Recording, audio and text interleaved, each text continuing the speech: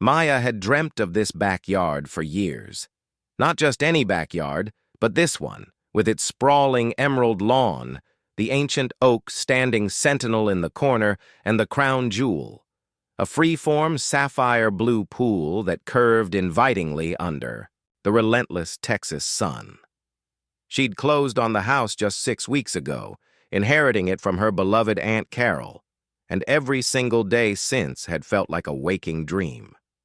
No more cramped city apartments, no more shared laundry rooms, no more thin walls broadcasting her neighbors' arguments. This was hers, all hers. Today, the heat was a tangible thing, shimmering off the asphalt and baking the very air. But inside the cool embrace of her pool, Maya was in her element.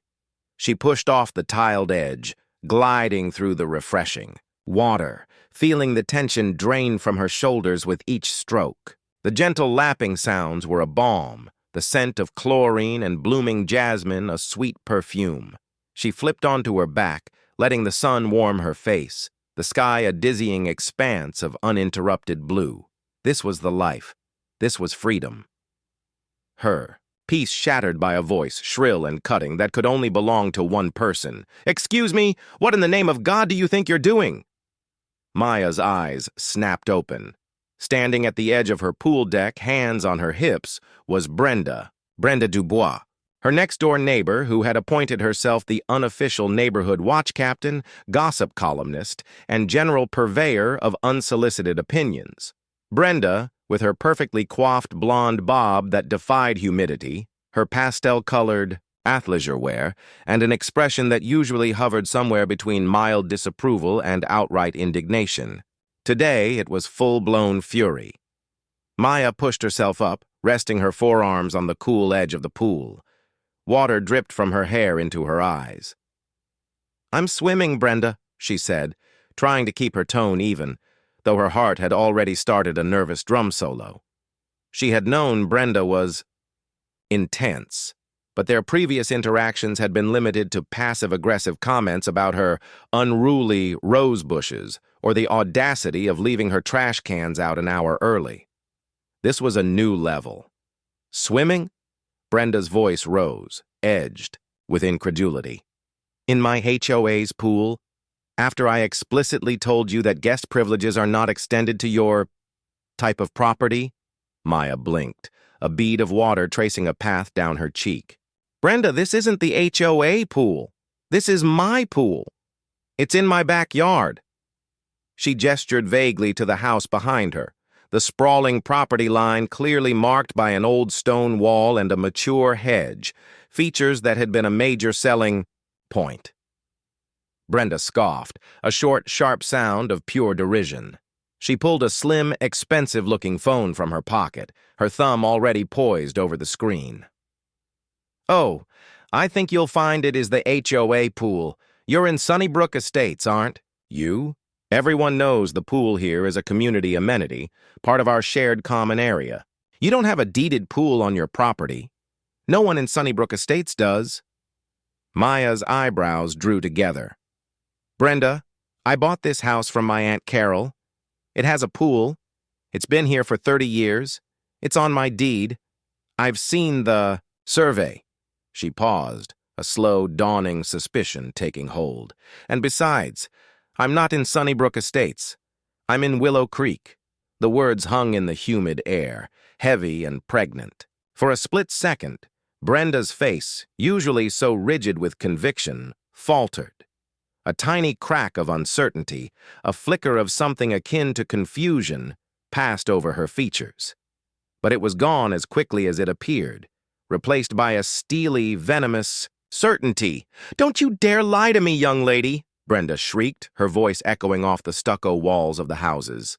"Everyone knows that little sliver of land west of Willow Bend Road is Sunnybrook Estates property. My house, your house, they're both part of this community.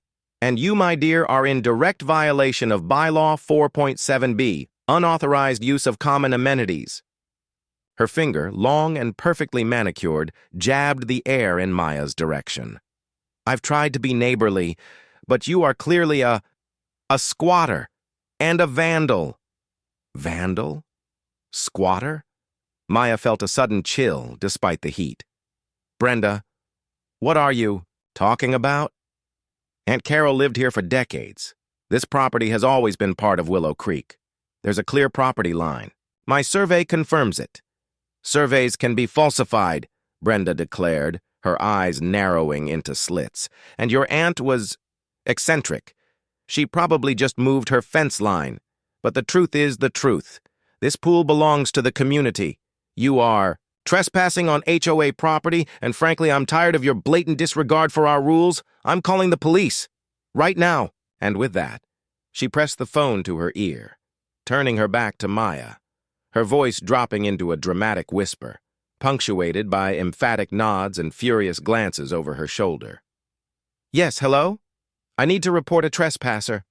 Yes, on HOA.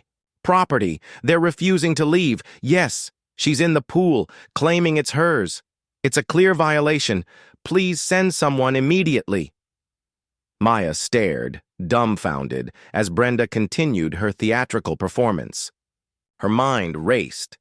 Had Aunt Carol made some obscure mistake? Was there some bizarre, forgotten annexation? No, that was ridiculous. The deed was clear. The survey was clear. This was her property. Yet the sight of Brenda, so utterly convinced, so full of righteous fury, sent a tremor of unease through her. A small, insidious voice in the back of her head whispered, "What if she's right?" She scrambled out of the pool, water sluicing from her swimsuit. She grabbed a towel, wrapping it tightly around herself, suddenly feeling exposed. "Brenda, please, let's talk about this like adults. There's been a mistake. I can show you my deed, my survey." Brenda spun around, cutting her off. "The time for talking is over, Ms. Maya. You chose to ignore my warnings. You chose to flout the rules. Now you'll deal with the consequences." She pointed past Maya towards the street. "Look, they're already here." Indeed, the distinctive flashing blue and red lights painted the manicured shrubs at the front of Maya's property. A patrol car, sleek and imposing, pulled to a stop. Two officers emerged, their uniforms crisp in the harsh sunlight, their faces unreadable behind their sunglasses. One was a burly man with a no-nonsense demeanor, the other a younger woman with an observant gaze. Brenda practically skipped to meet them, her earlier theatrical whispers transforming into a torrent of indignant accusations. "Officer, thank goodness you're here! This woman, she's been trespassing. She's in our HOA pool, claiming it's hers, and she refuses to leave. I've tried to reason with her, but she's just so defiant." She gestured wildly towards Maya, who stood dripping wet, clutching her towel, feeling suddenly very small and vulnerable. The burly officer, whose name tag read Officer Miller, held up a hand, his voice calm but firm. "Ma'am, please, explain clearly. Who are you, and what's the situation?" Brenda launched into a breathless monologue, painting Maya as a rogue pool invader, an anti-establishment force determined to undermine the very fabric of Sunnybrook Estates. She spoke of property lines, bylaws, and the sanctity of community, amenities, all while shooting venomous glances at Maya. Officer Miller listened patiently, occasionally nodding, then turned his gaze to Maya. "Ma'am, can you tell us your side of the story?" Maya took a deep breath, trying to steady her voice. "Officer, my name is Maya Sharma. I own this house. This is my private pool. It came with the house. My aunt lived here for 30 years. I have the deed, the survey, everything. Brenda here seems to think I'm in her HOA Sunnybrook Estates and that this pool is a shared amenity. But I'm not. I'm in Willow Creek." Officer Miller raised an eyebrow, glancing between the two women. The younger officer, Officer Garcia, pulled out a notepad. "And where exactly is the property line, ma'am?" Miller asked, looking around. "It's marked by that stone wall and the hedge right there," Maya said, pointing to the clear boundary that separated her lush, expansive yard from Brenda's slightly smaller, perfectly manicured one. "My property starts immediately after Brenda's fence line." Brenda let out another incredulous scoff. "That's her falsified line, officer. The true line is beyond that, encompassing this entire pool area. Our HOA maps clearly show it." She fumbled in her large purse, pulling out a laminated card. "Here, my HOA ID. I'm on the Architectural Review Board." Officer Miller took the card, glanced at it, and handed it back. "We'll need to verify that, ma'am." He looked at Officer Garcia. "Garcia, pull up the property records for 1422 Sycamore Lane," he instructed, indicating Maya's address. "And 1420 Sycamore Lane," he added, nodding towards Brenda's house. "Let's see the official county plat maps and HOA boundaries." As Officer Garcia tapped away on her tablet, a tense silence descended. Brenda stood rigid, arms crossed, a smug, triumphant smirk playing on her lips. Maya, still clutching her towel, felt a knot tighten in her stomach. What if, by some unfathomable twist of fate, Brenda was right?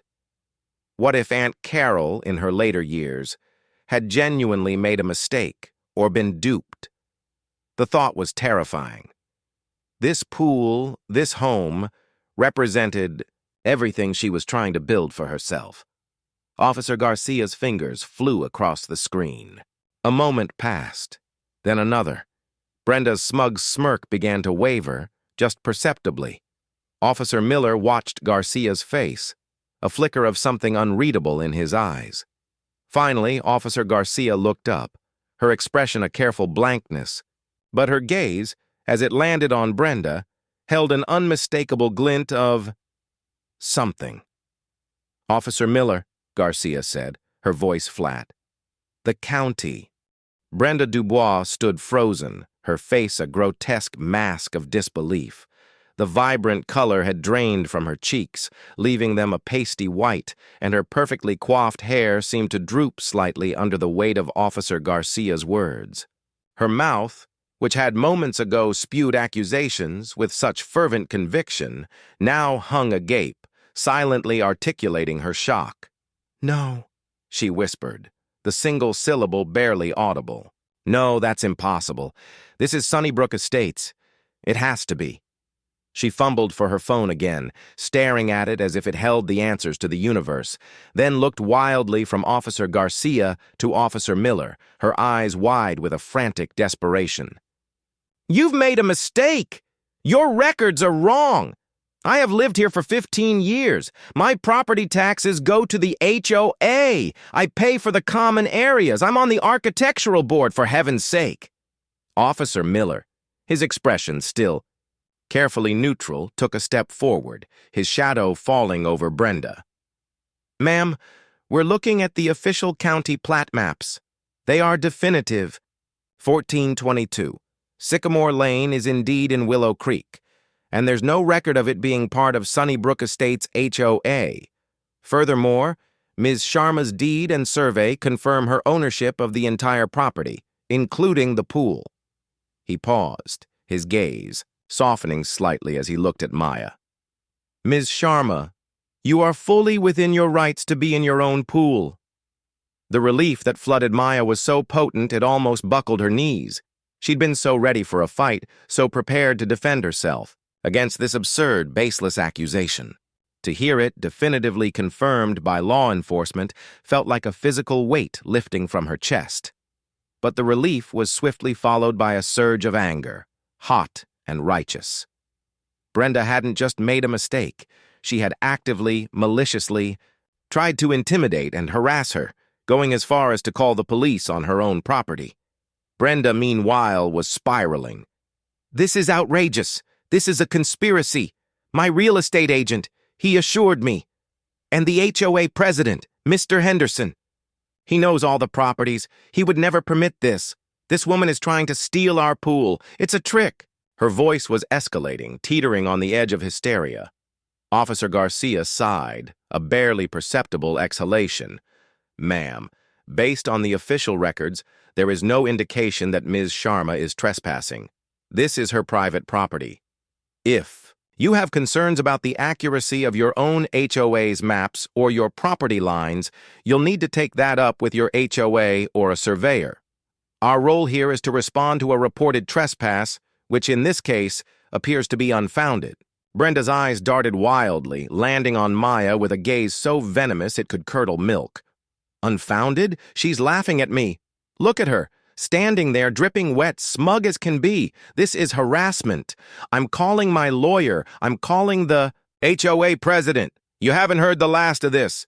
Ma'am, Officer Miller interjected, his voice firmer now, cutting through Brenda's rising tirade. You called us here. We have confirmed the facts.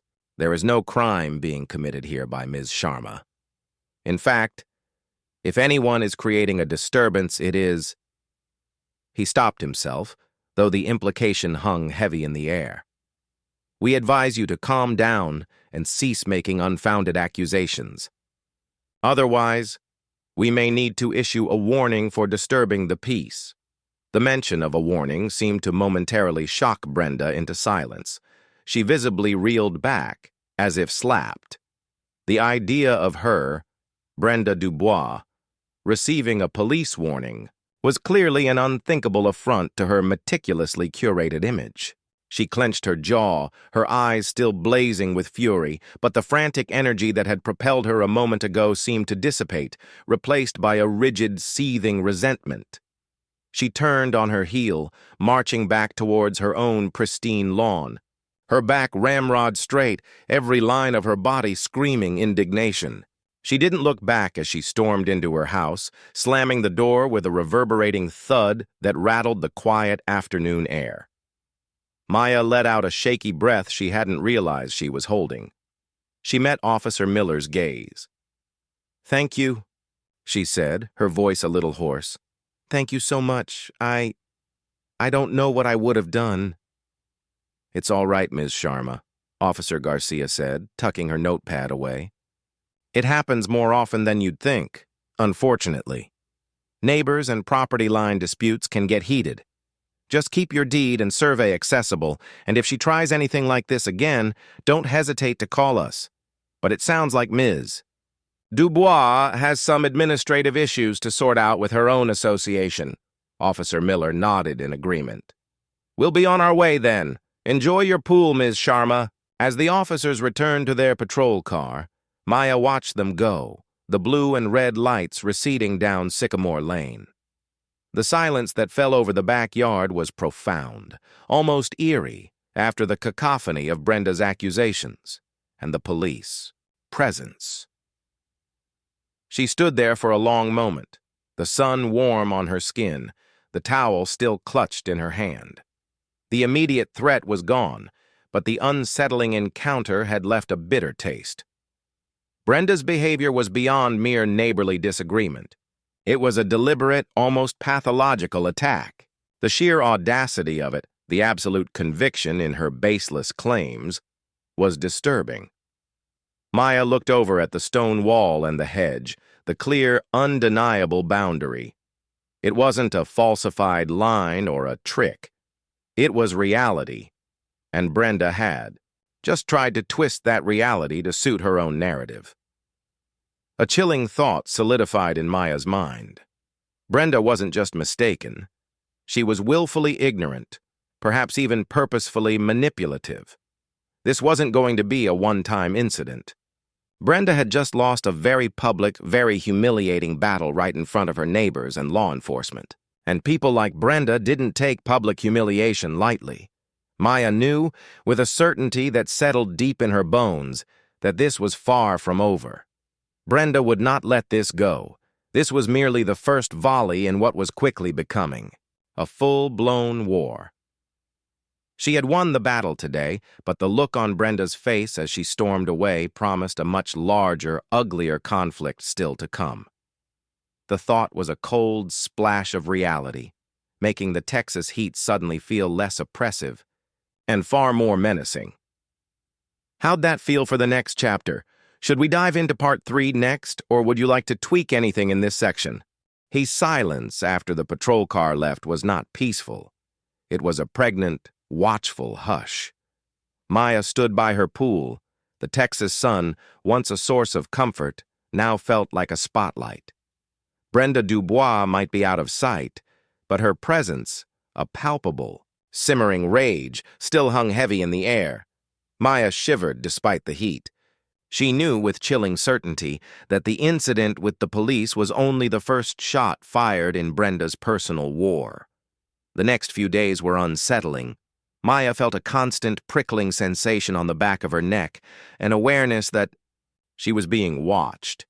She'd catch glimpses of Brenda's curtains twitching when she went to get the mail, or the sudden cessation of garden chatter from Brenda's side of the fence when Maya stepped into her own yard. It was insidious, a silent psychological warfare designed to make her feel like an intruder in her own home. Then came the mail. A thick, official-looking envelope, emblazoned with the Sunnybrook Estates HOA logo, arrived in Maya's mailbox. Her stomach clenched. Inside, a formal letter, printed on heavy stock paper, accused her of failure to adhere to community aesthetic standards regarding her unmaintained shrubbery bordering Parcel 4.7b. It cited a bylaw for a community she wasn't even part of, and demanded the immediate trimming and shaping of her mature hedge, the very hedge that clearly delineated her property from Brenda's. A second, even more audacious letter followed 2 days later, demanding a commencement of pool maintenance schedule in accordance with HOA health and safety regulations, threatening fines if not complied with. They were clearly attempts to assert authority where none existed, to gaslight her into believing she was bound by their rules.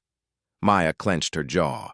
Her first instinct was to ignore them, to toss the ridiculous letters in the recycling bin, but a quiet voice of reason, sounding suspiciously like her pragmatic Aunt Carol, told her that ignoring such overt harassment was a fool's errand. She needed to respond, and she needed to do it formally and decisively. She spent hours online, researching property law and HOA regulations in Texas. She confirmed yet again that her property was definitively outside Sunnybrook Estates.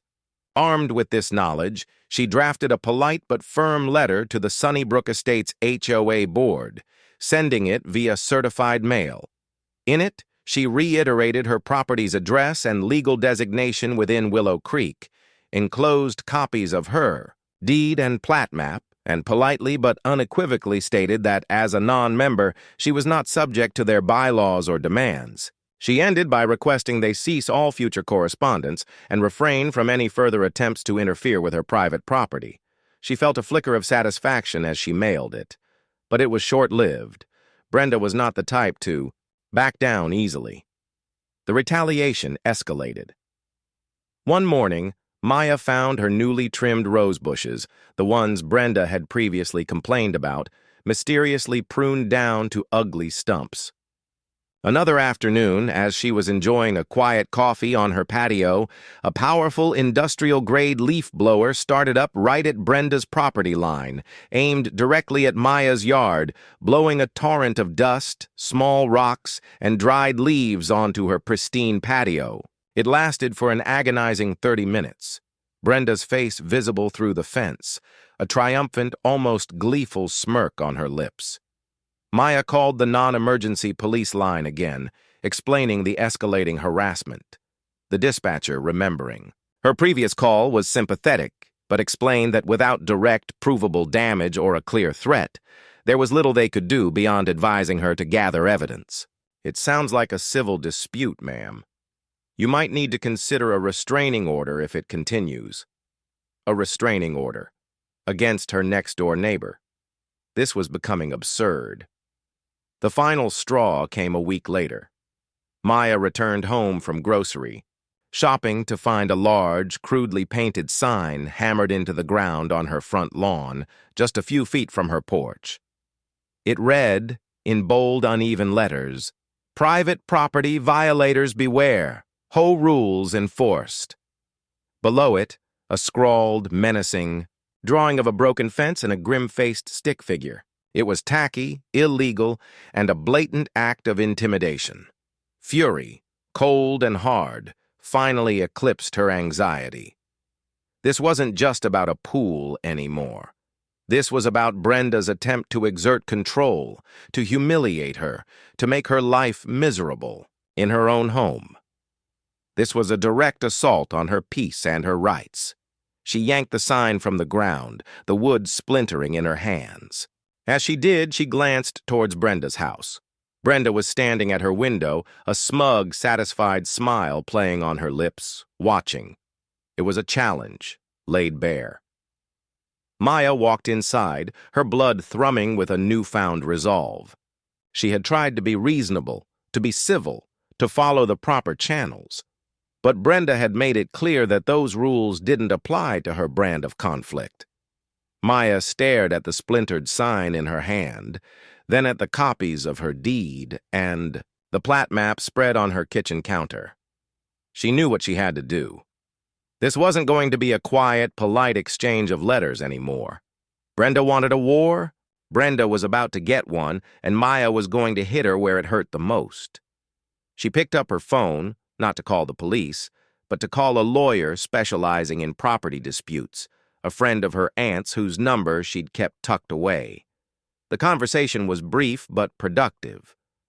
The lawyer listened patiently, then gave her precise, actionable advice. Maya hung up the phone, a grim determination setting in. Brenda thought she was above the law, above facts, above consequences. But Brenda was about to learn a very painful lesson about the true boundaries of her authority, and the first step was going to be a very public, very official demand that would expose Brenda's delusion not just to the HOA, but to the entire county. The turning point was here, and Maya was ready to push back. What do you think of this escalation? Should we move on to part 4 now? The splintered wooden sign lay on Maya's kitchen counter, a stark reminder of Brenda's escalating harassment. But now, it wasn't just a symbol of annoyance. It was Exhibit A. Maya's conversation with the lawyer, Mr. Davies, had armed her with a new kind of power, the power of informed legal recourse. He had been clear. Brenda's actions constituted harassment and, in some cases, property damage. More importantly, her attempts to impose HOA rules on a non-HOA property were a legal absurdity, and the HOA itself could face issues if they continued to send unsolicited demands. The first step, Mr. Davies advised, was a formal cease and desist letter. Not from Maya, but from his law firm.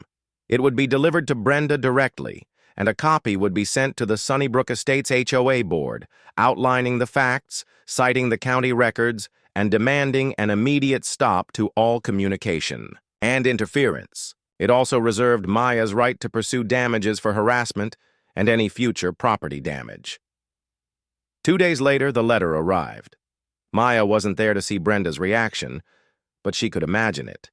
The perfectly composed facade likely cracking, as she opened an envelope bearing a lawyer's letterhead. The fury turning to bewilderment, then perhaps a desperate denial. Mr. Davies had assured her the letter was polite but unequivocally firm, stripping away Brenda's self-appointed authority with cold, legal facts. The real bombshell, however, was reserved for the Sunnybrook Estates HOA. Mr. Davies didn't just send a copy of the cease and desist. He also included a meticulously compiled dossier, copies of Maya's deed, the official county plat map highlighting her property outside their boundaries, the previous police report confirming non-trespass, and even photographs of the damaged rose bushes and the HOA rules enforced. Sign Brenda had erected. He formally requested the HOA cease all communication with Maya, update their records, and address their members' Brenda's behavior, which was causing undue distress and potentially exposing the HOA to liability. The silence that followed was different this time. It wasn't the watchful, simmering silence from Brenda, but a tense organizational quiet. Days stretched into a week. Maya noticed a distinct absence of curtain twitches from Brenda's window, no sudden leaf blower attacks. Brenda herself seemed to disappear, her car rarely in the driveway. The calm felt almost unnatural. Then, the HOA's response arrived, addressed to Maya and copied to Mr. Davies. It was formal, apologetic, and almost comically corporate. They acknowledged receipt of the documentation, confirmed that 1422 Sycamore Lane was indeed outside their jurisdiction, and expressed their deepest regrets for any distress caused by this misunderstanding. They assured Maya that their records would be updated and that Brenda Dubois' conduct was being reviewed internally. Reviewed internally. Maya almost laughed. That was HOA speak for someone's in a world of trouble. The true impact of Maya's legal pushback became public at the next Sunnybrook Estates HOA general meeting, a bi-monthly gathering notorious for its heated discussions and Brenda's dominant presence. Maya didn't attend, of course, but the neighborhood grapevine in Willow Creek was surprisingly efficient. Her next-door neighbor on the other side, a kindly older woman named Martha, who had lived in Willow Creek for 50 years and knew everyone's business, called her that evening. "Honey," Martha whispered conspiratorially, "you wouldn't believe what happened at the HOA meeting tonight. Brenda Dubois was... well, she was roasted alive, bless her heart." Martha recounted the scene with relish.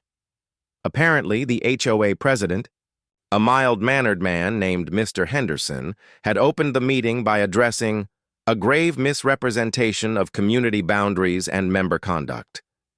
He presented the county's official records, confirming Maya's property was not part of Sunnybrook Estates.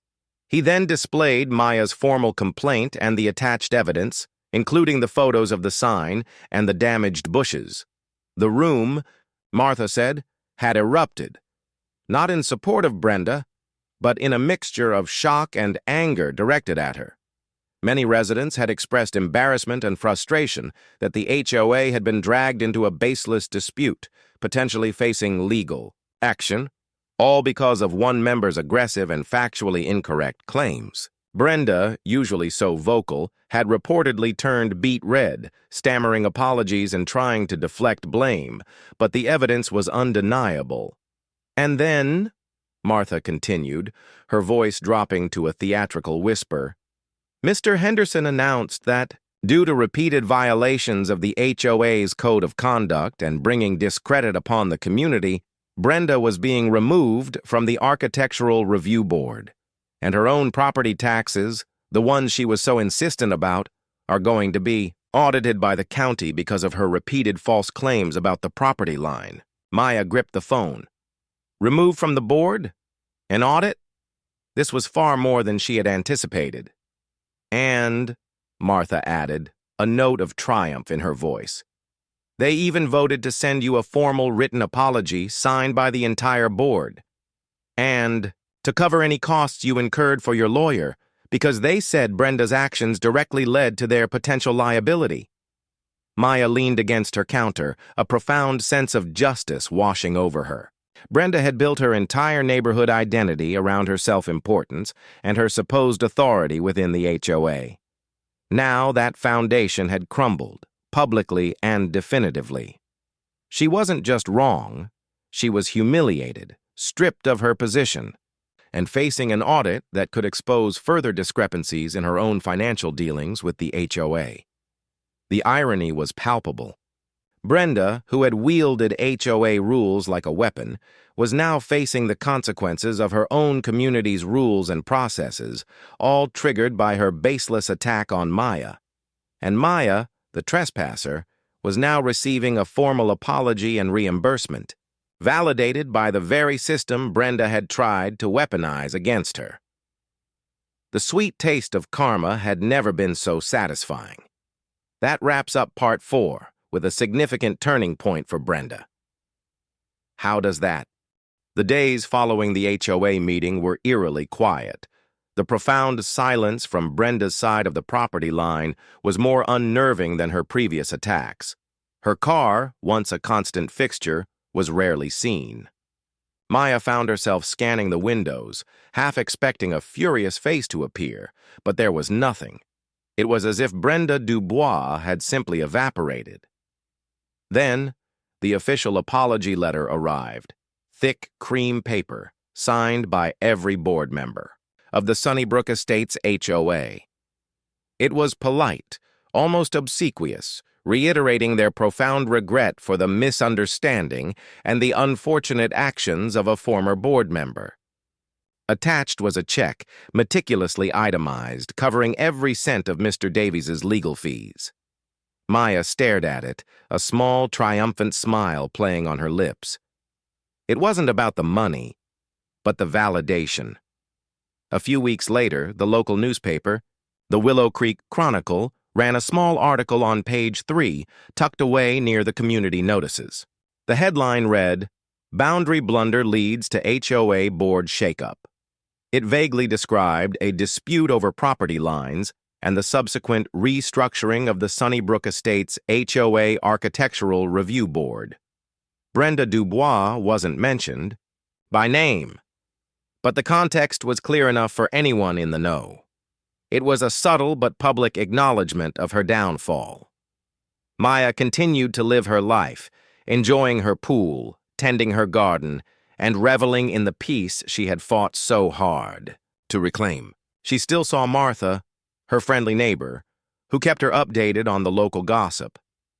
"You know, honey," Martha said one sunny afternoon, leaning over the fence with a knowing look, "Brenda's house has been listed." Maya almost dropped her watering can. "Listed? For sale?" Martha nodded, a glint in her eye. "Yep, for sale. And apparently she's had quite a bit of trouble with her property taxes. Seems that county audit wasn't just for show. Turns out, she'd been paying Sunnybrook Estates HOA fees for a small sliver of land that actually belonged to the county, not the HOA, and had been incorrectly assessed for years. And then there's the whole community pool debacle. Word got around, you know. Not exactly a good look for a neighborhood leader. The revelation was stunning. Brenda, so obsessed with property lines and rules, had been so spectacularly wrong about her own. Her grandstanding had not only cost her a position of power, but had unearthed a personal financial entanglement that she had likely hoped to keep buried. The weight of her legal fees, the public humiliation, and now, the likely pressure from her own HOA members and the county audit had clearly become too much. A few months later, Maya saw a moving truck parked in Brenda's driveway.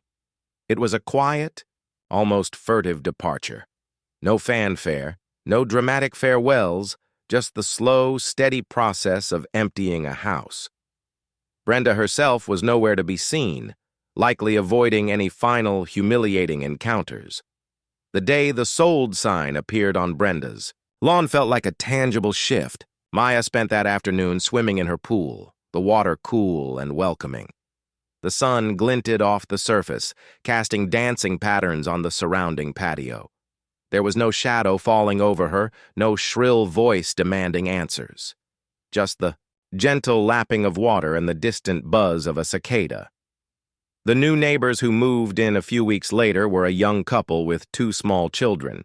They knocked on Maya's door, shy but friendly, bringing over a plate of homemade cookies. "Hi," the wife Sarah said, offering the plate. "We just moved into Brenda's old house. We're Sarah and Tom. We heard there might have been some issues with the previous owner and the property line." She gave a small, apologetic smile. Maya smiled back, a genuine, relaxed smile. "It's all sorted now," she said. "This is Willow Creek, and that's Sunnybrook Estates, clear as day." She gestured to the stone wall and the hedge. "And this," she added, sweeping her hand to encompass her entire backyard, including the shimmering pool, "is all ours, every inch of it." Sarah and Tom exchanged a look of shared relief. "Good to know," Tom chuckled. Our real estate agent was very explicit about the boundaries this time. Said there was a local legend about a pool incident. Maya laughed, a light, carefree sound. "Yes," she confirmed. "A legend indeed." She invited them over for a BBQ the following weekend, promising to explain the local legend in full. As they walked away, Maya realized that her peace wasn't just restored, it was amplified. Brenda's departure wasn't just the end of a conflict. It was the opening of a new chapter, The quiet, unsettling vigilance she had felt for months had lifted entirely. Her home was truly hers, her pool a sanctuary once more. Justice, in its own slow, bureaucratic way, had been served. And for the first time since she moved in, Maya truly felt at home.